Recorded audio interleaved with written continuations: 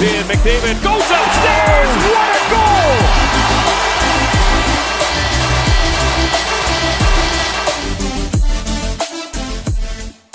Hey guys, how's it going? It's Etanyos here, and welcome to this.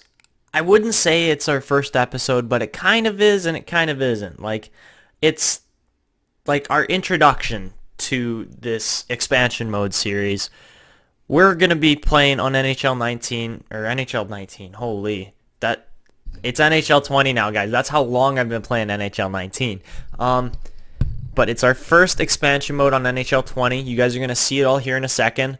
We're going to be playing with, the team name is the Mississauga Trappers. And, without further ado, we're going to jump into a quick time lapse here, and you guys are going to see me create our entire NHL team in about 6 minutes or so. And then I'll jump back in, talk to you guys a little more. We'll create our AHL team, and then we'll get into a little more detail on this series.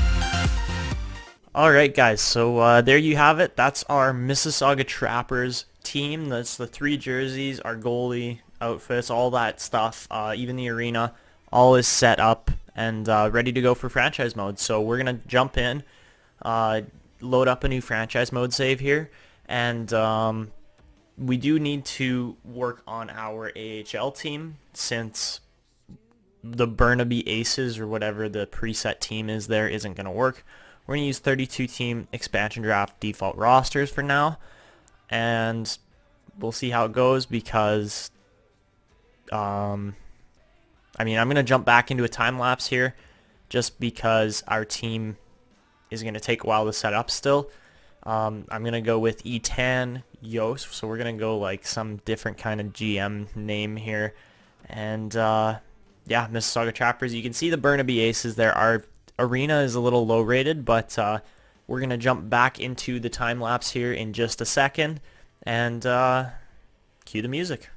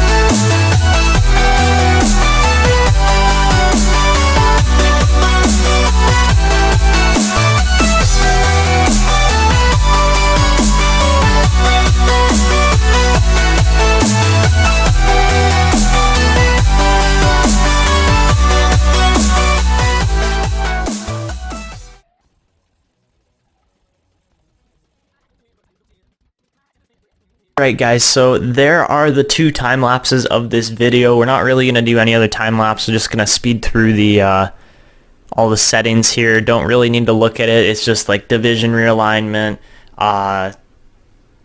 there really isn't that much changes in the settings. Just turn off fog of war, keep owner mode on, those kind of things, and that's what you're seeing on screen right now. As soon as we actually enter the franchise mode here, I'm going to slow down the footage and you guys will actually get to see some in-depth stuff.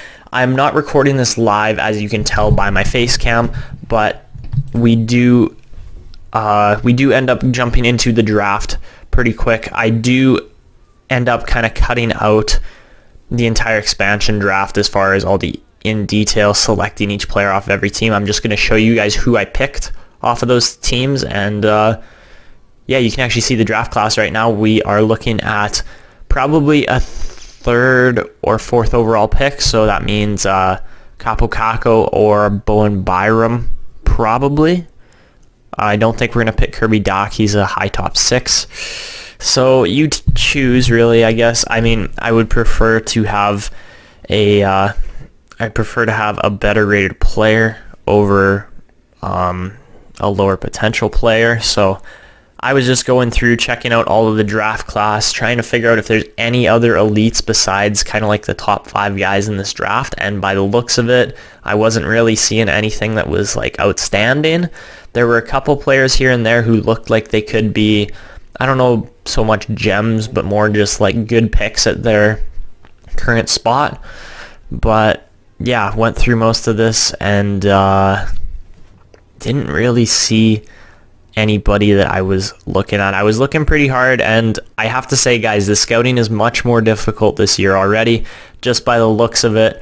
And yeah, we'll see how the draft goes. But again, just going through the draft class, I probably could have sped this up a bit, but it doesn't matter because we need to get into A, the draft lottery, B, the expansion draft, and then C, the actual draft. So I do believe we advanced to the expansion draft here. I'm not sure. By the looks of it, it's kind of frozen right now. But yeah, you guys can see the draft lottery results do come up here. Colorado wins the lottery with Ottawa's pick. Minnesota jumps all the way up, wins the lottery spot at number 2 from number 12, which is just insane. New Jersey jumps up from 4 to 3, and then that means we move all the way down to the 5th overall pick, which just sucks. I was not happy about that at all, but what can you say? That's the way the lottery goes sometimes, and there really wasn't much we could do, so I was kind of just frustrated at this point, ready to jump into the expansion draft. I did want to see if we could actually see the current playoffs that just took place. Unfortunately, we weren't able to. I was looking at the playoff tree and it wasn't there. It didn't exist. So yeah, we end up going into the expansion draft, and I'm going to cut right through it here, guys. I know you might not like that, but I'm just trying to shorten it down for introduction video sake. Most of our videos are probably going to be longer than this like 20 to 25 minute mark, around there. But yeah, I know how to do expansion drafts already, and here are the players we end up picking. So out of all the teams that we picked, here is what we got. We picked Henrique from Anaheim, Panik from Arizona, Brandon Carlo from Boston, Connor Sheary, Giordano. There's a lot of defensemen, guys. Giordano, Fleury, Gustafsson, Larson, McCoshen, Spurgeon, Ekholm, Trouba, Burns, and Dermott. Those are our defensemen. Centers, we got Henrique, Duchesne, which is insane, Lindbergh, and Bozak. As far as all our wingers go, they weren't as high-rated players, but like Brett Burns, 90 overall, and he's unprotected in the expansion draft. Like, I just couldn't believe that with my own eyes. But at this point, guys, we were ready to jump into the draft. I was looking at the draft class and just thinking, you know what, we could probably use more than one elite out of this draft, and I don't even know if Bowen Byram is going to cut it at... If you guys don't know, Bowen Byram's a 77 overall out of the draft. That's just what I discovered from looking through on my other Oilers franchise mode. But by the looks of it, like, I would love a player like Jack Hughes. He's supposed to be 81 rated, I think, around there. But yeah, like, not a ton of insane players. A lot of just good, solid players in this draft, but no elites going around like the late first round or early second round. Nothing like that at all. So Again, I was just looking through the draft class trying to find some kind of steal, some kind of gem that we could get, and like it wasn't happening, guys. Adam Edstrom looked like the best kind of pick here, but overall, weak draft, I have to say. Weak draft. Anyways, we do jump into it. They're going, you have a core of players, so let's upgrade our trading block and see how this goes.